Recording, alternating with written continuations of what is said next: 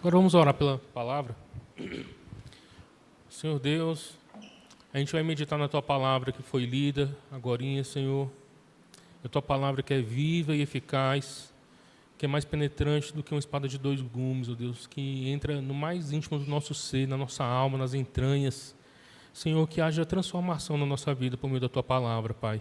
E que a nossa vida seja capacitada e empoderada pelo Teu Espírito Santo para dar frutos dignos de arrependimento, Senhor, e frutos que vão glorificar o Senhor e testemunhar a Tua salvação sobre nós. Nós oramos em nome de Jesus. Amém. Amém, meus irmãos? Queria começar falando uma frase do teólogo chamado Dietrich Bonhoeffer. Ele foi um teólogo que viveu na Segunda Guerra Mundial, era um alemão. E ele fala assim: o teste de moralidade de uma sociedade é o que ela faz com as suas crianças. O teste de moralidade de uma sociedade é o que ela faz com suas crianças. Então, se a gente, a partir daí, a gente pode analisar o mundo ao nosso redor, a sociedade em que a gente vive, ou outras sociedades, e saber como tem cuidado das crianças, qual o cuidado, o tato, como tem apreciado ou depreciado as crianças. E a gente está num mundo tocado pelo pecado, amaldiçoado por essa corrupção humana. Não dá de esperar uma outra coisa a não ser crianças relegadas a um mundo torpe. Hoje a liturgia está centrada na festa da apresentação do Senhor. Hoje a gente vai falar sobre isso, o texto é sobre isso. Jesus, ao 8º dia, é levado ao templo. E, por mais que seja uma apresentação, como nós temos o costume de fazer nas igrejas, quando o bebezinho vem, aqui na igreja anglicana a gente tem o costume de batizar as crianças, algumas outras igrejas só apresentam, e aí o pastor vem e faz uma oração, como se a gente estivesse apresentando a criança a Deus. O texto de hoje é Deus nos apresentando o seu filho, um bebezinho. Nós estamos no período da Epifania, e a Epifania é a manifestação de Deus através de Jesus ao mundo. Não faz muito tempo, essa semana, eu tive que conversar com uma criança da nossa igreja, porque ela se sentia incomodada com algumas coisas da nossa liturgia, as vestes, a hóstia, porque começa a escutar: ela é católico, seu padrinho é padre. Gente, isso faz parte do que é a tradição cristã, e a gente precisa ter um cuidado atencioso, porque as crianças também têm opinião, têm sentimentos. Como a gente cuida das crianças na igreja, pode ser a permanência de uma família na igreja. E aí eu fui lembrar para ela assim: ó, a roupa que o seu padrinho usa, o pastor usa, algum outro irmão da igreja usa? Não. Quem é que usa? Só os pastores. Por que você acha? Porque são pastores. E onde é que está isso? Não sei. Aí eu fui abrir a Bíblia e mostrar, lá no Êxodo, quando Deus liberta o seu povo, que Deus vai falar assim: eu vou fazer uma casa para caminhar com vocês no deserto. Nessa casa tem uma pessoa que representa Deus, e ele usa vestes apropriadas para servir a Deus diante do povo. Quem é o representante de Deus tem vestes adequadas, diferenciadas, para mostrar que ele não está ali para fazer qualquer coisa, ele está ali para servir a Deus. E aí fui mostrando esse cuidado que a gente tem que ter, explicar para as crianças, porque, querendo ou não, gente, a igreja é muito diversa e tem muito preconceito com esses símbolos de fé que a gente tem aqui, a vela, a cruz, entendeu? Mas faz parte da nossa essência, a nossa identidade, como uma igreja anglicana, protestante, mas também que preza a catolicidade da igreja. E esses símbolos antecedem o que é a igreja católica apostólica romana. Tá bom, gente? Dito isto, essa festa da apresentação do Senhor, lá no 4º século, ela na igreja oriental, ela tinha um nome diferenciado. A igreja celebrava essa festa chamada Ripapantê. Era a festa do encontro. Quando se celebrava a apresentação do Senhor, estava celebrando um encontro de Jesus no templo, com Simeão, com Ana, a família de Jesus levando aquela criança para ter um encontro. Depois, mais adiante, a igreja do Ocidente, que posteriormente se tornou a igreja católica romana, celebrava Candelária. E esse nome é familiar para a gente nem sabe o que é, né? Mas é a festa das velas. Por quê? Nesse texto do Evangelho que foi colocado aqui hoje, fala que Jesus vai ser uma luz para as nações. E aí as pessoas vinham em procissão, carregando uma vela, lembrando dessa luz que veio alcançar a humanidade. Então, uma festa do encontro e uma festa das luzes, a festa das velas. Isso antecede o que é a Igreja Católica, é a festa da Igreja Cristã, simplesmente. E faz todo sentido ser apresentado agora na Epifania. Quando a gente olha para esse texto, a gente não deve desviar o olhar do principal personagem, que é Jesus. Porque você deve ter escutado vários sermões sobre esse texto, em que Jesus é levado ao templo, e as pessoas vão falar, sejam como a família de Jesus, que adorava e prestava atenção e obedecia às leis, era uma família piedosa. Ou seja, como Simão, profeta, que aguardava com expectativa o cumprimento da promessa, com obediência. Ou talvez como Ana, que viveu 7 anos casada e 84 anos estava servindo ao Senhor como viúva, sem sair do templo, adorando sem cessar. Mas esse texto não está aqui para falar dessas personagens. Esse texto está aqui para falar de como Deus nos apresenta Jesus.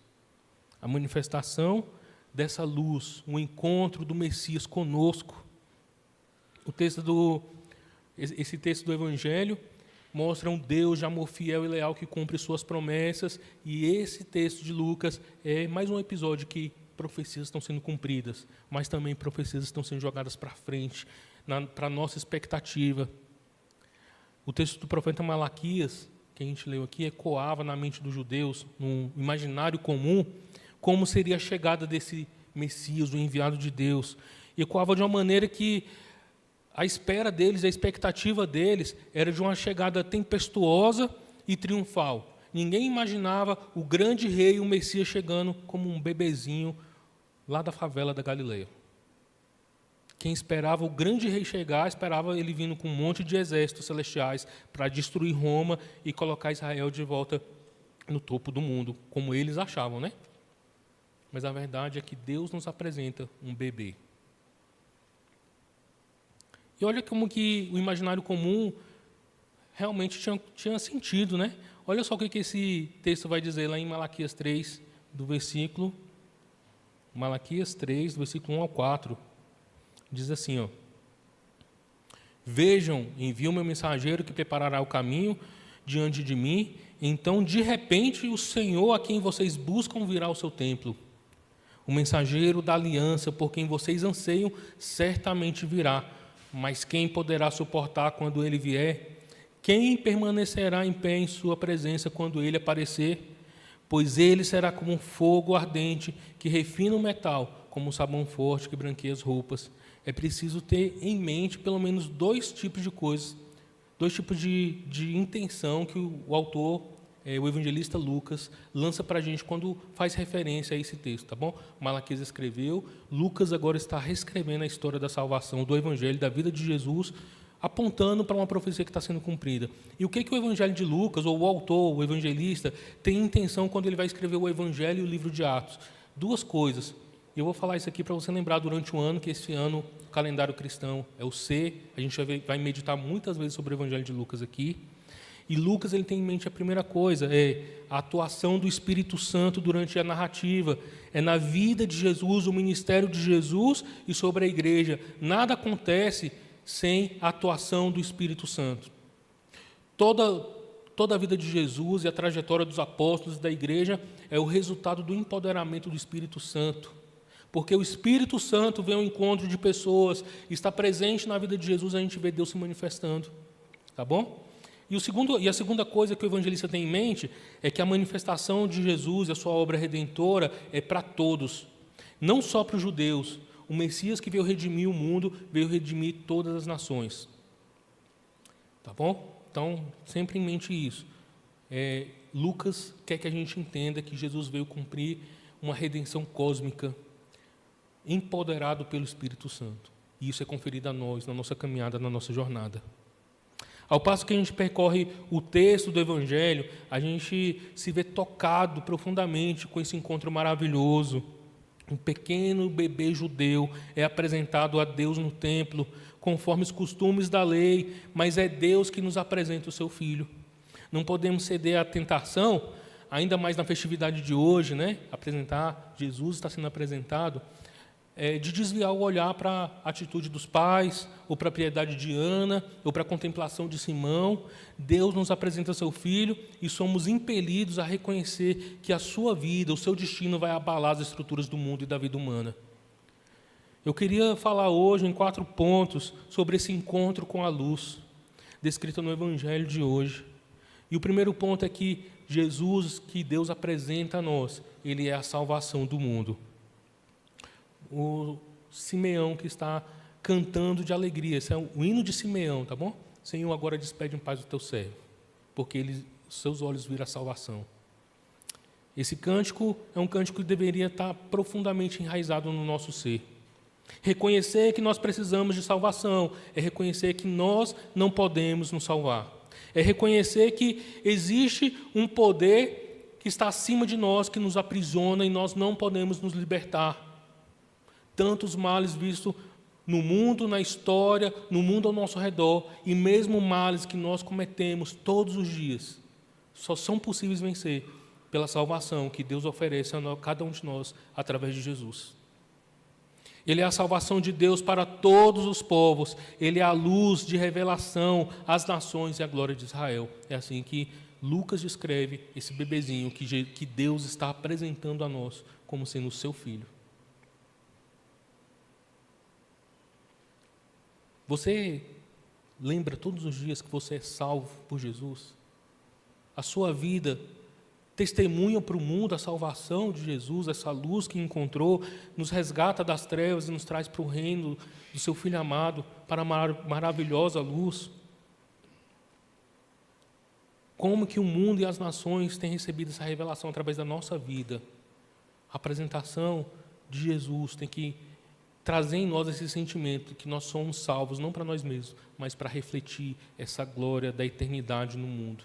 Deus não relegou esse mundo à sua própria sorte, mas Deus confere a sua salvação ao seu povo para resplandecer essa luz da eternidade. O segundo ponto é que, gente, esse é um ponto que deve marcar nossa vida. Ele é um ponto de contradição, é assim que o evangelista coloca para a gente. Muitas pessoas que vão seguindo a corrente do mundo, buscando um mundo melhor, um mundo mais moralmente elevado, como tenho falado aqui algumas vezes, vão tentando pincelar na vida de Jesus, buscar pequenas coisas para tentar corroborar essa ideia de que a gente pode construir um mundo melhor à medida que a gente for melhor, à medida que a gente vai tendo uma vida moralmente elevada, você pode isso, não pode aquilo, quando na verdade a gente está vivendo só um legalismo mentiroso. Porque muitas pessoas vão estar por aí falando que são melhores, não matam, não roubam, não adulteram, mas seu coração está sujo, seu coração é mau, a sua língua é mentirosa e a sua vida só tem trevas e podridão e sujeira. E Jesus não veio aqui, cumprir as suas promessas para fazer Israel o topo das nações do mundo, para botar uma estrelinha no peitinho lá do sumo sacerdote, falar, como que você tem guardado a lei. A gente vai ver que esse menino que está sendo apresentado já dá logo as cartas do jogo. Ele vai vir fazer uma revolução na sociedade e no mundo. Enquanto os poderosos se acham acima de qualquer suspeita, acima de qualquer coisa, é Jesus que vai caminhar com os pequeninos, Jesus que vai caminhar com aquelas pessoas que são marginalizadas, com as pessoas que não têm o que oferecer, para oferecer a verdadeira luz e a salvação. Os poderosos, os sábios, os doutores que vão receber a repreensão do Senhor. É o servo de um centurião que Jesus vai e salva à distância. É sobre um centurião que Jesus fala, nunca vi tamanha fé nem em Israel. Olha a contradição que Jesus está apontando. Ele veio trazer uma espada para fazer separação de tradições velhas que prendiam as pessoas em costumes antigos, que só faziam as pessoas querer sobrepujar Deus ou colocar Deus na sua moldura, forçar Deus a abençoar, porque de fato eu cumpro a lei e faço os sacrifícios e sou uma pessoa piedosa, mas o coração continuava imundo. A gente pode ver isso no nosso mundo hoje. Quantas pessoas têm olhado para as autoridades mundiais? Essa semana passada, um grande líder mundial foi eleito. As pessoas estavam na expectativa, o que vai acontecer com o mundo a partir da eleição de Donald Trump. Algumas pessoas estão batendo palmas para as mudanças que ele tem promovido, outras pessoas têm chorado amargamente. Mas eu posso dizer uma coisa, com certeza, pessoas serão erguidas, Pessoas serão derrubadas, governos se levantam, governos caem, mas a palavra do Senhor e o senhorio de Jesus e o seu reinado é para sempre. O Donald Trump talvez nem chegue ao fim do seu mandato, não sei. O legado dele uma hora passa, todas as mudanças e a maldade ou a bondade que ele tenha promovido, passa uma hora. Mas a eternidade que está garantida para nós em Jesus. A eternidade e as mudanças, as transformações que Jesus tem promovido na nossa vida, vai colocar a gente junto a Ele, a sua mesa na eternidade. Aí sim a gente pode ter essa expectativa de que uma vida perfeita está preparada para a gente, eternamente, nunca vai acabar. Agora os governos desse mundo vão passar. A gente pode amargar imigrantes sendo deportados, as consequências da economia mundial, as suspeitas das guerras. Gente, nada disso é capaz de apagar ou de tirar da gente a esperança que nós temos na vida eterna em Jesus. Por isso, se seu coração às vezes está ancorado nas coisas desse mundo, temporais, nos governos, nas economias, no dinheiro, ou na sua própria bondade, tira isso do seu coração. Jesus não veio aqui para confirmar os seus planos de vida. Ele veio aqui colocar o plano dele para você. O terceiro ponto é que ele foi enviado como sinal de Deus, assim diz o evangelista, né? na palavra do profeta Simão. Ele foi colocado como um sinal de Deus, mas muitos resistirão a ele. As cartas do jogo estão aqui. O evangelista coloca bem uma introdução do que vai ser todo o evangelho. Jesus vai caminhar, Jesus vai curar, Jesus vai libertar, vai trazer o anúncio da palavra dos céus, de que Deus ainda se importa com a humanidade, de que Deus vai cumprir os seus planos, mas o que a gente sabe é que vai chegar uma sexta-feira, que ele vai ser morto como um malfeitor, ele vai ser injustiçado, vai ser caluniado, vai ser pisado. Em vez das pessoas aceitarem a luz da salvação, eles vão resistir e vão matar o nosso Senhor. E essas palavras aqui, desse versículo, quando diz sobre o sinal de Deus e da resistência que ele vai ter, aponta para Maria e fala assim, uma lança vai transpassar o seu coração. Imagine a mãe do Senhor tendo que ver o seu filho sofrer tudo aquilo.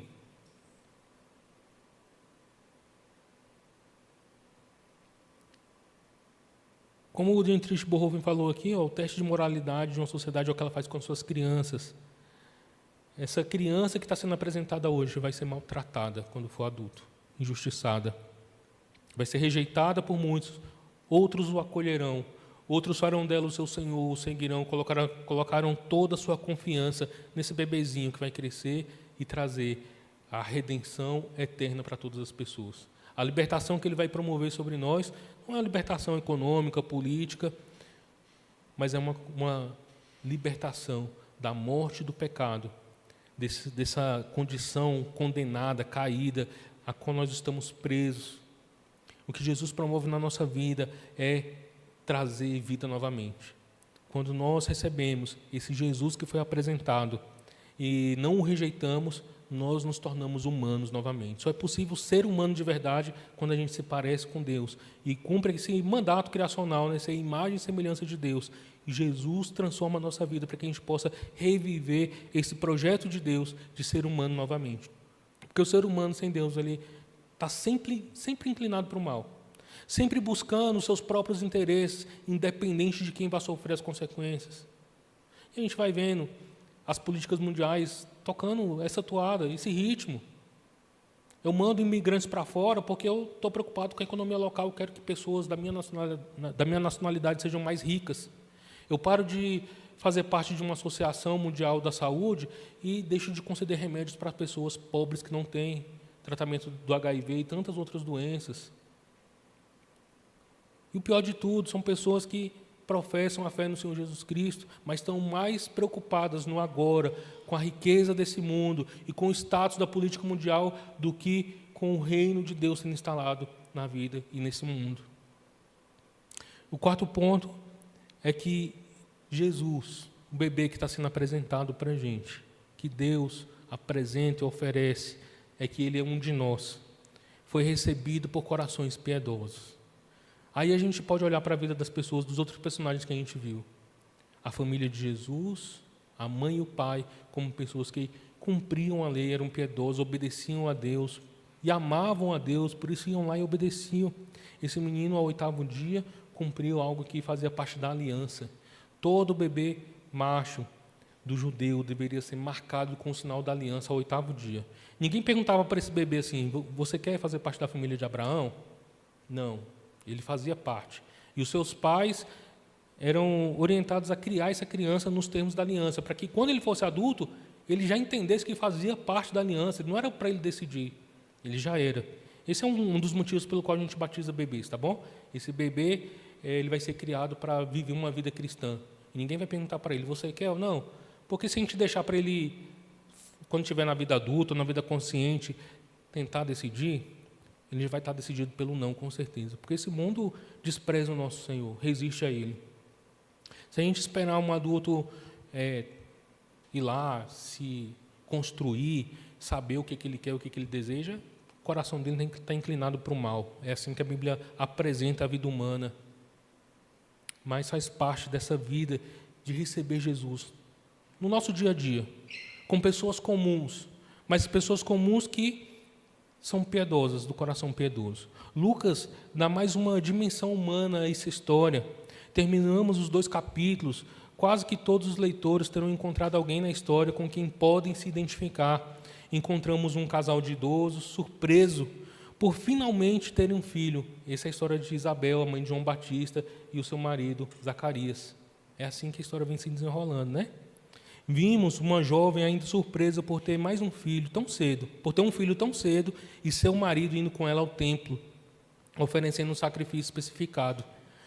A próxima sessão apresentará o próprio Jesus no início de sua vida adulta. Nessa passagem temos um homem e a mulher de idade avançada esperando por sua vez de morrer, adorando a Deus dia e noite e orando pela salvação do seu povo.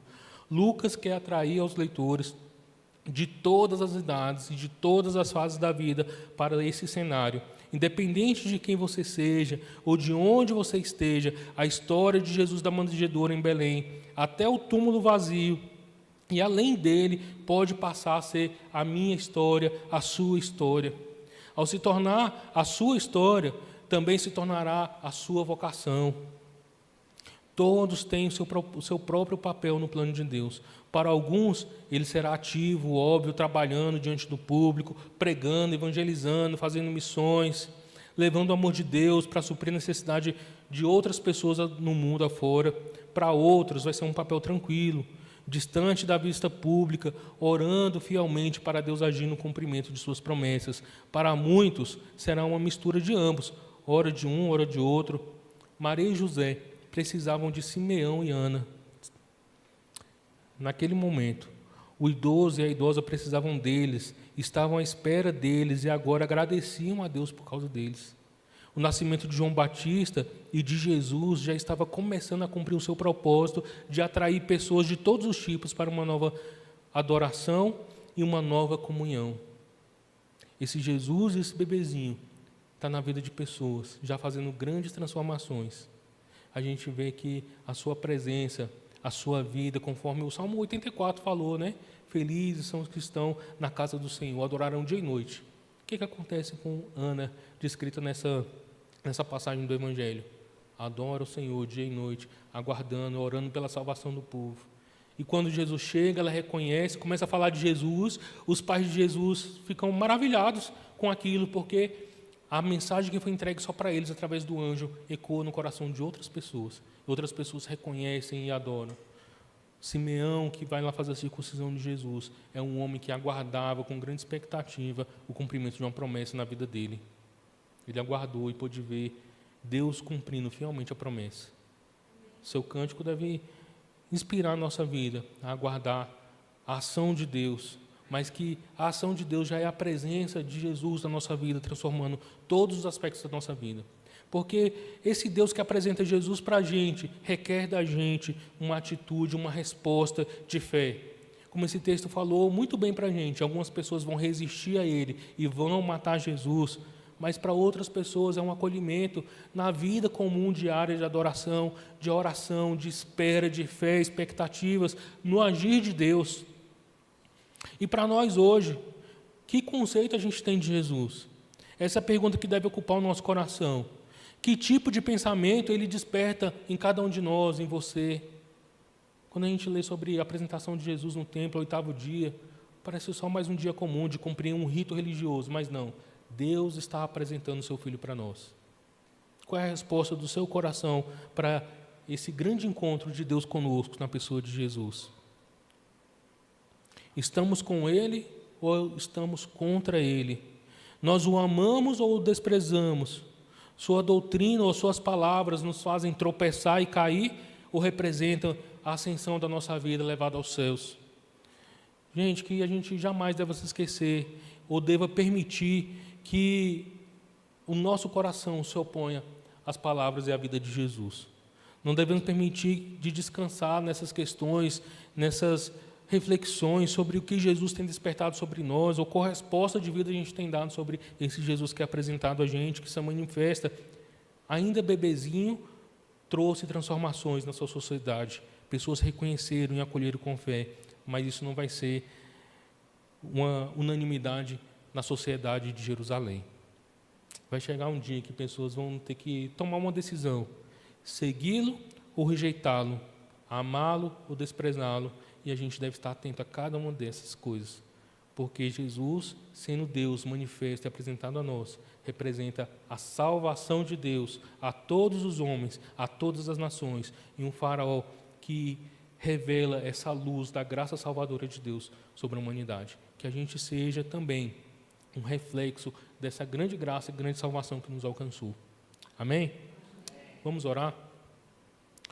Pai Celeste, que tem concedido a nós a oportunidade todos os dias de receber o Senhor Jesus Cristo como Deus, o enviado do Senhor sobre as nossas vidas, ó Pai. Obrigado, Senhor, porque por meio do Teu Espírito Santo a gente pode receber com fé, receber com gratidão e dar respostas adequadas de vida a essa apresentação da grande e maravilhosa luz. Deus, obrigado por esse encontro maravilhoso que o Senhor promove conosco, Deus, de poder receber Jesus na nossa vida e poder dar frutos que vão testemunhar, Pai, a salvação, a luz que invade esse mundo de trevas e põe esse mundo de cabeça para baixo. Senhor, que a nossa vida seja encontrada como de pessoas que acolhem o Senhor e recebem com fé. Não permita jamais, Senhor, que nosso coração seja um coração obstinado, que resiste ao Senhor, que resiste a obedecer ao Senhor as Tuas palavras, mas que a gente seja contado com aqueles que receberam o cumprimento das Tuas promessas. Nós oramos, Senhor, por Cristo Jesus. Amém.